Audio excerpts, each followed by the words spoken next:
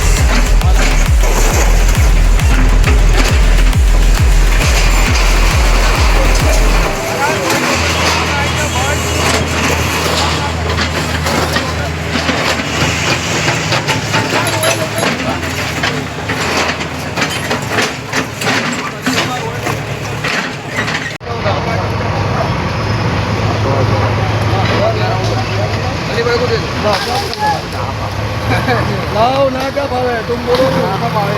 अरे ना लाओ मैंने